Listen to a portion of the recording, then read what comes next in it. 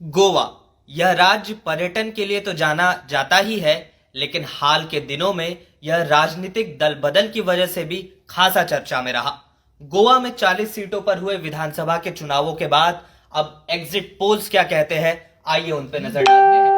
India today axis My India के exit poll के मुताबिक गोवा की 40 सीटों में से 14 से 18 सीटें बीजेपी जीत सकती है। यानी कि बीजेपी एक बार फिर यहां पर अपना पिछला जो आंकड़ा है, पिछली जो जितनी सीटें उसने जीती थी उसके लगभग पहुंच सकती है। उसके बाद कांग्रेस की पर अगर नजर डालें तो कांग्रेस 15 से 20 सीटें जीतती हुई नजर आ रही है। बहुमत अब भी नहीं है कांग्रेस के पास, 40 सीटों की विधानसभा है, लेकिन 15 से 20 सीटें मिलती ही एक्सिस माई इंडिया के मुताबिक कांग्रेस को मिल सकती है। वही एमजीपी पे नजर डाले तो 2 से 5 सीटें यहां पर एमजीपी को मिलती दिखाई दे रही है। इसके बाद अगर सी वोटर की बात करें तो सी वोटर बीजेपी को 13 से 17 सीटें 40 में से देता नजर आ रहा है।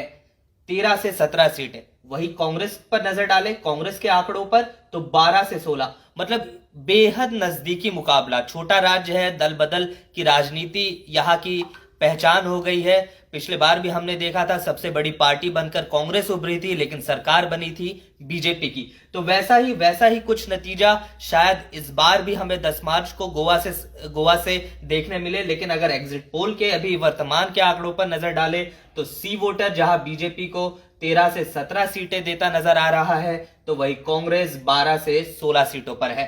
टीएमसी की बात करें, टीएमसी पहली बार वहां पर चुनाव लड़ रही थी। टीएमसी की अगर बात करें तो 5 से 9 सीटें सी वोटर ने टीएमसी को भी दी है।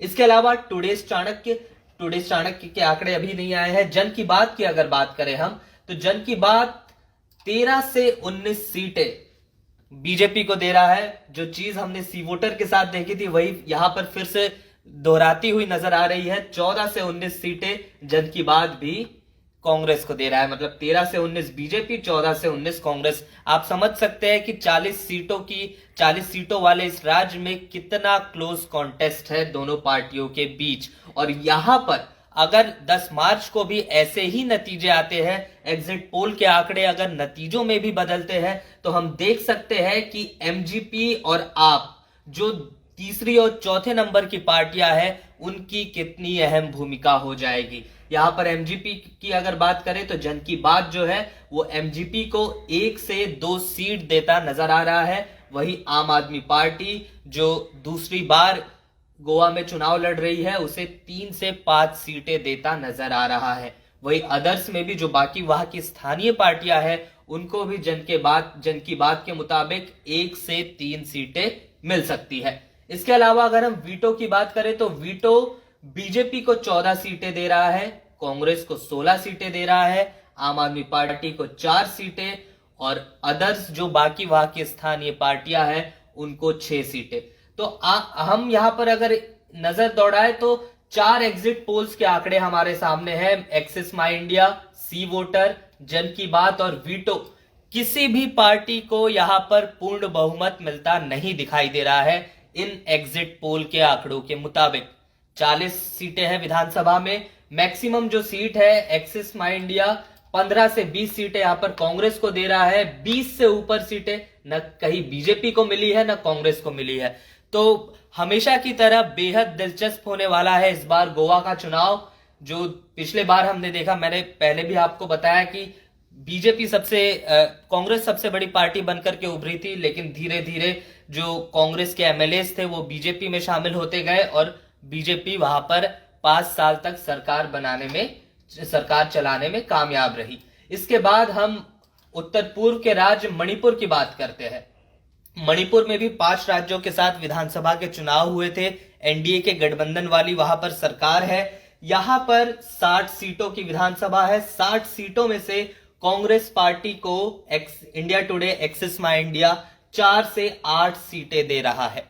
वही अगर बीजेपी की बात करें तो बम्पर मेजॉरिटी 33 से 43 सीटें, 33 से 43 सीटें एक तरफा जीत बीजेपी की दर्शा रहा है India today axis My India Manipur में। एनपीपी जो वहां की स्थानीय पार्टी है उसको 4 से 8 सीटें, और उसके बाद जो स्थानीय दल है, अदर्स, निर्दलीय वगैरह जो इसमें शामिल होंगे, उन्हें 6 से 15 सीटें। इनका भी आंकड़ा काफी है। उसके अलावा अगर हम सी वोटर के आंकड़ों की बात करें तो सी वोटर भी कांग्रेस को 12 से 16 सीटें दे रहा है, जबकि बीजेपी को यहां पर 23 से 27 सीटें मिल सकती है।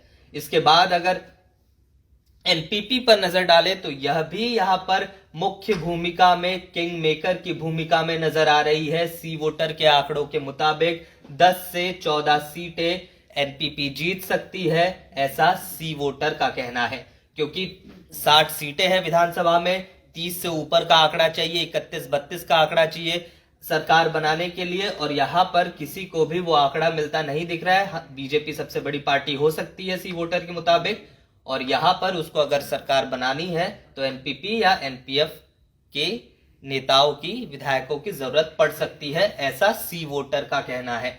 इसके बाद हम आगे बढ़े जन की बात 10 से 14 सीटें दे रहा है कांग्रेस पार्टी को, बीजेपी को 23 से 28 सीटें, एनपीपी को 7 से 8 सीटें, एनपीएफ को 5 से 8 सीटें और अदर्स को 8 से 9 सीटें।